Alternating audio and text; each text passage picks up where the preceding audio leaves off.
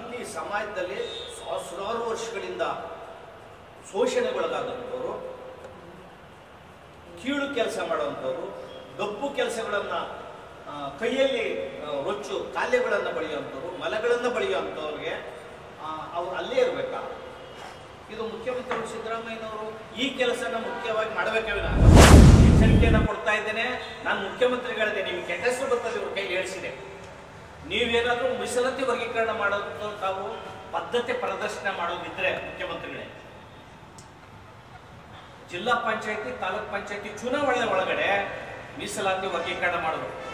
ನೀವು ಜಿಲ್ಲಾ ಪಂಚಾಯತಿ ತಾಲೂಕ್ ಪಂಚಾಯತಿ ಒಳಗಡೆ ಮೀಸಲಾತಿ ವರ್ಗೀಕರಣ ಮಾಡದ ಹೋದ್ರೆ ನೀವು ಬೆರಳೆಣಿಸೋಷ್ಟು ಸೀಟ್ ಬರಲ್ಲ. ನಾವು ಆ ಲೆವೆಲ್ಗೆ ಎಲ್ಲ ಸಮಾಜದ ಸಂಘಟನೆಗಳು ಒಬ್ಬರಲ್ಲಿಂದ ನಾವು ಇಡೀ ರಾಜ್ಯಾದ್ಯಂತ ಮತಜಾಗೃತಿ ಕೆಲಸಗಳನ್ನು ಮಾಡ್ತೀವಿ, ಹಳ್ಳಿ ಹಳ್ಳಿಗೆ ಹೋಗ್ತೇವೆ, ನಿಮ್ಮ ಪಕ್ಷದ ವಿರುದ್ಧ ನಿಮ್ಮ ಸರ್ಕಾರದ ಕೆಲಸ ಮಾಡ್ತೇವೆ ಅಂತ ಆಗಿರುವಂಥವರು ನಮ್ಮ ಸಮಾಜದ ಮಂತ್ರಿಗಳು. ಅತ್ಯಂತ ಅಸಹಾಯಕ, ದುರ್ಬಲ, ಕೆಲಸಕ್ಕೆ ಬಾರದ, ನಿಷ್ಪ್ರಯೋಜಕ ಸಚಿವರಂದ್ರೆ ಎಡಗೈ ಸಮಾಜದ ತಿಮ್ಮಾಪುರ ಎಣ್ಣದ ಮಂತ್ರಿ ಮತ್ತು ಆಹಾರ ಮಂತ್ರಿ ಕೆ.ಎಚ್. ಮುನಿಯಪ್ಪನವರು. ಯಾರ್ಯಾರು ಸಮಾಜದಲ್ಲಿ ಈಗ ನಮ್ಮ ಎಡಗೈ ಸಮಾಜ ಮಂತ್ರಿಗಳು ಕಥೆ ಹೇಳಿದ್ನಲ್ಲ, ಇವರೆಲ್ಲರೂ ಕೂಡ ಗುಲಾಮ್ಗಿರಿ ಮಾಡ್ತಾ ಇದ್ದಾರೆ. ಅದಕ್ಕೆ ಬಾಬಾ ಸಾಹೇಬ್ ಹೇಳಿದ್ರು, ಕಾಂಚಿರಾಮ್ಜಿ ಅವರು ಹೇಳಿದ್ರು. ಏನ್ ಹೇಳಿದ್ರು ಅವ್ರ ಬಗ್ಗೆ? ಇವರು ನಮ್ಮ ಈ ಸಮಾಜವನ್ನ ಸಂವಿಧಾನದ ಫಲಾನುಭವಿಗಳು ಮಂತ್ರಿ ಶಾಸಕರಿದ್ದವರಲ್ಲಿ ಇವರು ಬೆಲ್ಟ್ ಹಾಕಿದ, ಬಾಯಿ ಕಟ್ಟಿದ, ಊಟಕ್ಕೆ ಕಟ್ಟಿದ ನಾಯಿಗಳು ಅಂತ ಕರೆದಿದ್ದಾರೆ. ಮುನಿಯಪ್ಪನವರು ಈ ರೀತಿ ಎಷ್ಟೋ ಸಾರಿ ನಮ್ಮ ಸಮಾಜದವ್ರನ್ನ ಇವರೆಲ್ಲರೂ ಕೂಡ ಸಮಯ ಕೊಡಿ ಅಂತ ಕೈ ಮುಗಿದು ಹೋರಾಟಗಳನ್ನ ಡಿವೈಡ್ ಮಾಡುವಂತ ಕೆಲಸ ಮಾಡಿದರೆ ಅದರಿಂದ ನಂಬಿಕೆ ಕಳ್ಕೊಂಡಿದ್ದಾರೆ. ಇವ್ರು ಏನು ಮಧ್ಯವರ್ತಿ ಬೇಕಾಗಿಲ್ಲ. ಇವರು ನಿಮ್ಮನ್ನ ಮೂಲಕ ರಿಕ್ವೆಸ್ಟ್ ಮಾಡೋದು ಬಿಟ್ಟು ಮಾಡಿ ಅಂತ ಇವ್ರು ನಮ್ಮನ್ನ ರಿಕ್ವೆಸ್ಟ್ ಮಾಡ್ತಾರೆ ಹೋರಾಟ ಮಾಡಿ ಅಂತ. ನಾವು ಹೋರಾಟ ಮಾಡದೇ ಇದ್ರೆ ಮುಖ್ಯಮಂತ್ರಿಗಳು ಸಭೆ ಮಾಡೋರ ಆಯೋಗ ಆಗದ? ನಾವು ಎಲ್ಲನೂ ಕೂಡ ಹೋರಾಟ ಮಾಡಿ ಪಡ್ಕೊಂಡಿರೋದು ಈ ದೇಶದಲ್ಲಿ, ಈ ರಾಜ್ಯದಲ್ಲಿ. ಇವ್ರು ನಿಮಗೆ ಕಣ್ಣಿ ಕಾಣಲ್ವಾ? ಕಸ ಗುಡಿಸಿ ಮಹಾನಗರ ಕ್ಲೀನ್ ಮಾಡುವಂಥವ್ರು, ಬಚ್ಚಲ್ ಬಳಿ ಅಂತವ್ರು ಕಣ್ಣಿ ಕಾಣಲ್ವ? ದಲಿತ ಸಂಘಟನೆಗಳಲ್ಲಿ, ದಲಿತ ಚಳವಳಿಯಲ್ಲಿ ಕೆಲಸ ಮಾಡೋರಿಗೆ ಇವರೆಲ್ಲ ಕಾಣಬೇಕಲ್ಲ. ಆದ್ರೆ ಅಂಬೇಡ್ಕರ್ ತತ್ವ ಸಿದ್ಧಾಂತ ಅಂತ ಹೇಳ್ಕೊಳೋಂಥವ್ರು ಒಂದು ಮಾತನ್ನು ಕೂಡ ಇದುವರೆಗೂ ಒಳ ಮೀಸಲಾತಿ ವರ್ಗೀಕರಣದ ಬಗ್ಗೆ ಎತ್ತಿಲ್ಲ. ಮೀಸಲಾತಿ ವರ್ಗೀಕರಣ ಮಾಡಬೇಕು ಕೂಡ್ಲೇನೆ ಅಂತ ನಾವು 15 ದಿನಗಳ ಕಾಲ, ಅತ್ಯಂತ ಮುಖ್ಯವಾಗಿ ಹೇಳೋದು ಅಂದ್ರೆ 15 ದಿನ, ಇವತ್ತಿನಿಂದ 15 ದಿನಗಳ ಕಾಲ ಸರ್ಕಾರಕ್ಕೆ ಗಡುವನ್ನು ಕೊಡ್ತೀವಿ. ಅಷ್ಟೊಳಗಡೆ ಮೀಸಲಾತಿ ವರ್ಗೀಕರಣ ನೀವು ಮಾಡಬೇಕು. ನೀವು ಮಾಡದ ಹೋದ್ರೆ ಬಾಬಾ ಸಾಹೇಬ್ ಅಂಬೇಡ್ಕರ್ ಅವರು ಏಪ್ರಿಲ್ 14ರ ನಂತರ ಇಡೀ ರಾಜ್ಯಾದ್ಯಂತ ಜನಾಂದೋಲನ ಹೋರಾಟವನ್ನ Republican Party of India, Karnataka Dalit Sangharsh Samiti, ಇನ್ನು ಅನೇಕ ಸೋದರ ಸಂಘಟನೆಗಳೆಲ್ಲ ಸೇರಿ ಇಡೀ ರಾಜ್ಯಾದ್ಯಂತ ಪ್ರತಿ ಜಿಲ್ಲೆಯಲ್ಲೂ ತಾಲೂಕಲ್ಲೂ ಹೋರಾಟವನ್ನ ಮಾಡ್ತೇವೆ, ಪ್ರವಾಸವನ್ನ ಕೈಗೊಳ್ತೇವೆ.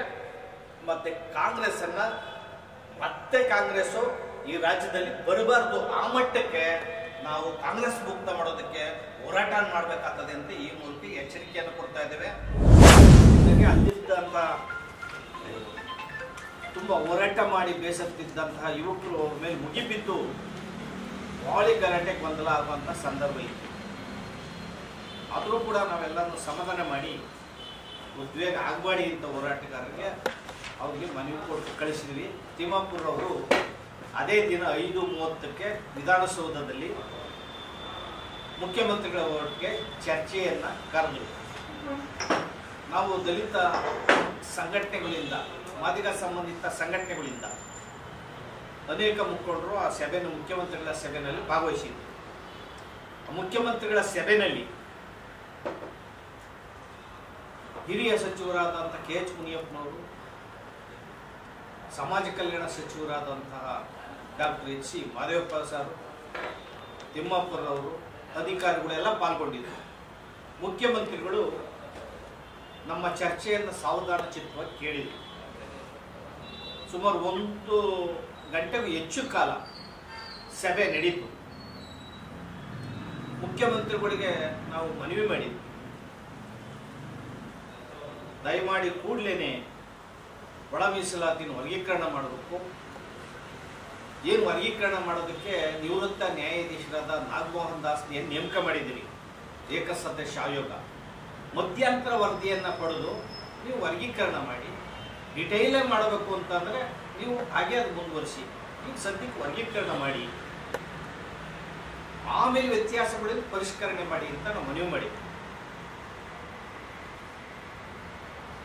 ನಾವು ಮುಖ್ಯಮಂತ್ರಿಗಳು ನಾನು 22ನೇ ತಾರೀಕು ಅಂದ್ರೆ 19ನೇ ತಾರೀಕು ಸಭೆ ಇತ್ತಲ್ಲ, 22ನೇ ತಾರೀಕಿಂದ 2-3 ದಿನದಲ್ಲಿ ನಾಗಮೋಹನ್ ದಾಸರವರನ್ನು ನಾನು ಕರೀತೇನೆ. ಜಸ್ಟಿಸ್ರವರನ್ನು ನಾವು ಸಚಿವರು ನಾವೆಲ್ಲ ಕೂತ್ಕೊಂಡು ಮಾತಾಡಿ ಅವ್ರ ಸಮಸ್ಯೆ ಏನೆಲ್ಲ ಕೇಳಿ ನಾನು ತ್ವರಿತವಾಗಿ ವರ್ಗೀಕರಣ ಮಾಡ್ತೇವೆ. ಅವರು 1 ವಾರದೊಳಗೆ ಕೊಟ್ಟರೆ ಮಾರನೇ ದಿನವೇ ನಾವು ಕ್ಯಾಬಿನೆಟ್ಗೆ ಇಟ್ಟು ವರ್ಗೀಕರಣ ಮಾಡಿಬಿಡ್ತೀವಿ. ಅವರು 15 ದಿನದ ವರದಿ ಕೊಟ್ಟರೆ 16ನೇ ದಿನಕ್ಕೆ ನಾವು ವರ್ಗೀಕರಣ ಪ್ರಕ್ರಿಯೆಯನ್ನು ಮುಗಿಸ್ಬಿಡ್ತೇವೆ ಅಂತ ಮುಖ್ಯಮಂತ್ರಿಗಳು ಮಾತನ್ನ ಕೊಟ್ಟರು.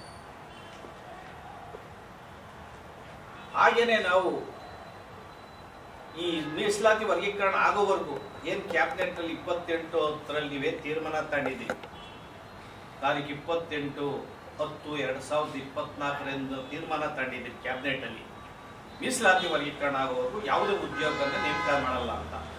ಹಾಗೆ ಅದನ್ನ ಭದ್ರಾಗ್ತಾವ ಸರ್ಕಾರ. ಯಾವುದೇ ನೇಮಕಾತಿಯನ್ನು ಮಾಡಬಾರ್ದು, ಬ್ಯಾಕ್ಲಾಕನ್ನು ಫಿಲ್ಅಪ್ ಮಾಡಬಾರ್ದು, ಬಡ್ತಿ ಮೀಸಲಾತಿಯನ್ನ ಮಾಡಬಾರ್ದು, ಮತ್ತು ಯಾವುದೇ ವರ್ಗಾವಣೆ ಮಾಡಬಾರ್ದು ಅಂತ ನಾವು ಮನವಿ ಮಾಡಿದ್ವಿ. ಅದು ಮುಖ್ಯಮಂತ್ರಿಗಳು ನಾನು ಇದು ಬದ್ದಾಗಿದ್ದೇನೆ, ವರ್ಗೀಕರಣ ಆಗುವವರೆಗೂ ಇದು ಯಾವುದು ಕೂಡ ಉದ್ಯೋಗ ನೇಮಕಾತಿ ಬ್ಯಾಕ್ಲಾಗು ಯಾವುದೂ ಮಾಡಲ್ಲ ಅಂತೇಳಿ ಮಾತನ್ನ ಕೊಟ್ಟಿದ್ದಾರೆ. ಅದೇ ರೀತಿಯಲ್ಲಿ ಮುಖ್ಯಮಂತ್ರಿಗಳು ನಡ್ಕೊಂಡಿದ್ದಾರೆ. ಇದು ಅವರು ನಮ್ಗೆ ಹೇಳ್ದಂಗೆ ನಮ್ಗಲ್ಲಿ ಏನು ಭರವಸೆಯನ್ನ ಕೊಟ್ಟರು, ಆ ಭರವಸೆಯಂತೆ 22ನೇ ತಾರೀಕು ನಾಗಮೋಹನ್ ದಾಸರವರನ್ನ ಜಸ್ಟಿಸ್ ಅನ್ನು ಕರೆದು ಮಾತುಕತೆ ಮಾಡಿದ್ದಾರೆ. ಮತ್ತೆ 24ನೇ ತಾರೀಕು ಈ ಹಿರಿಯ ಸಚಿವರನ್ನೆಲ್ಲಾನು ಕರೆದು ಏನು ಈ ವಲಯ, ಮಾದಿಗ, ಕೊರಮ, ಕೊರ್ಚ, ಬೋವಿ, ಲಮಾಣಿ ಈ ಸಮಾಜದ ಸಚಿವರನ್ನೆಲ್ಲ ಕರೆದು ಸುದೀರ್ಘವಾಗಿ ಚರ್ಚೆ ಮಾಡಿದ್ದಾರೆ ಮುಖ್ಯಮಂತ್ರಿಗಳು ಹೇಳಿದ್ರು 1 ವಾರದಲ್ಲಿ ಮನವಿ ಇದನ್ನ ನಾನು ಮಧ್ಯಂತರ ವರದಿಯನ್ನು ಕೊಡ್ತೀನಿ ಅಂತ ನಾಗಮೋಹನ್ ದಾಸರವರು ಜಸ್ಟಿಸ್ ಹೇಳಿದ್ದಾರೆ. 1 ವಾರದಲ್ಲಿ ವರದಿಯನ್ನು ಕೊಡ್ತಾರೆ, ನಾವು ವರ್ಗೀಕರಣನ ಮಾಡ್ತೀವಿ ಅಂತ ಮುಖ್ಯಮಂತ್ರಿಗಳು ಮಾತನ್ನ ಕೊಟ್ಟಿದ್ದಾರೆ. ಆದ್ದರಿಂದ ಮುಖ್ಯಮಂತ್ರಿಗಳು ಏನು ಮಾತನ್ನ ಕೊಟ್ಟಿದ್ರು ಅದೇ ರೀತಿಯಲ್ಲಿ ನಡ್ಕೊಂಡಿರೋದ್ರಿಂದ ಅವರು ಇದನ್ನ ಸ್ವಾಗತ ಮಾಡ್ತೇವೆ, ಮತ್ತೆ ಅಭಿನಂದನೆ ಕೂಡ ಮುಖ್ಯಮಂತ್ರಿಗಳು ಮಾಡ್ತೇವೆ. ಜೊತೆಗೆ ನಾಗಮೋಹನ್ ದಾಸರವರು ಸಭೆಯಲ್ಲಿ ಹೇಳಿರೋ ಪ್ರಕಾರ ಈಗಾಗಲೇ 40 ಇಲಾಖೆಗಳು, ಸರ್ಕಾರದ 40 ಇಲಾಖೆಗಳಲ್ಲಿ ಈಗಾಗಲೇ ಬಹುತೇಕ 22ಕ್ಕೂ ಹೆಚ್ಚು ಇಲಾಖೆಗಳು ವರದಿಯನ್ನು ಕೊಟ್ಟಿದ್ದಾವೆ. ಈಗೇನು ಈ ಪ್ರಕಾರ ಎಲ್ಲರೂ ಕೊಟ್ಟಿದ್ದಾರೆ ಅಂತ ಗೊತ್ತಾಗಿದೆ. ಏನು ಯಾರ್ಯಾರು ಎಷ್ಟೆಷ್ಟು ಯಾವ ಜನಾಂಗದಲ್ಲಿ ಎಷ್ಟೆಷ್ಟು ಉದ್ಯೋಗದಲ್ಲಿ ಇದ್ದಾರೆ ಅನ್ನೋ ಮಾಹಿತಿನೆಲ್ಲನೂ ಕೂಡ ಸಾಧ್ಯವಾದಷ್ಟು ಕೂಡ ಸಂಗ್ರಹ ಮಾಡಿದ್ದೇವೆ.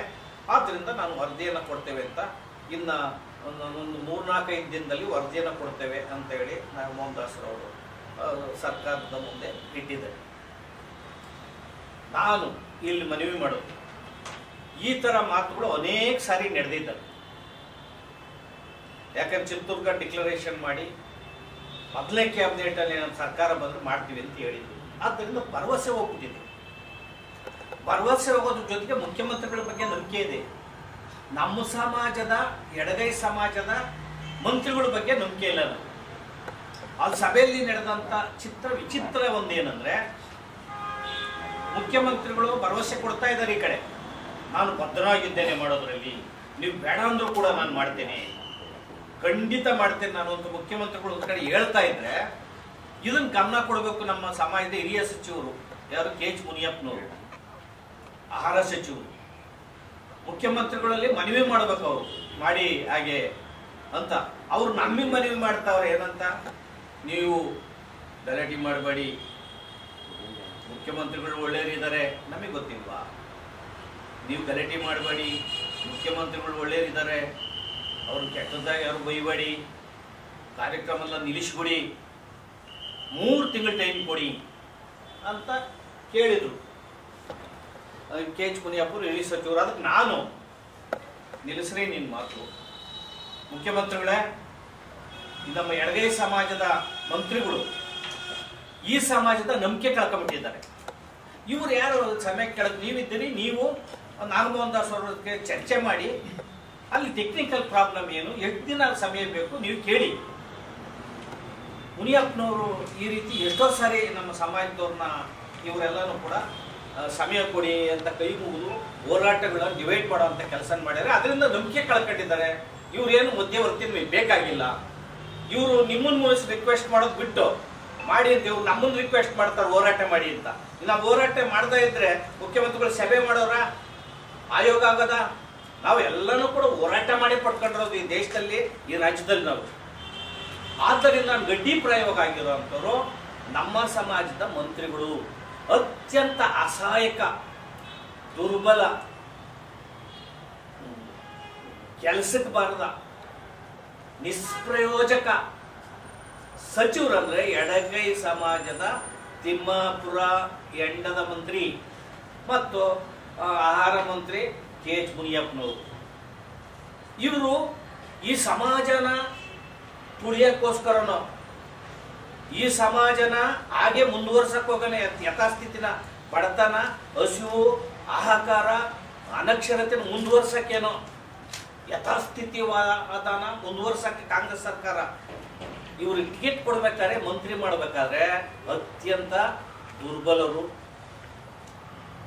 ಅವಿವೇಕಿಗಳು, ಅಸಹಾಯಕರನ್ನ ಅಲ್ಲಿ ಇಡ್ತಾರೆ. ದಕ್ಷರು, ವಿದ್ಯಾವಂತರು, ಸಮಾಜ ಸೇವೆ ಮಾಡುವಂಥವ್ರು,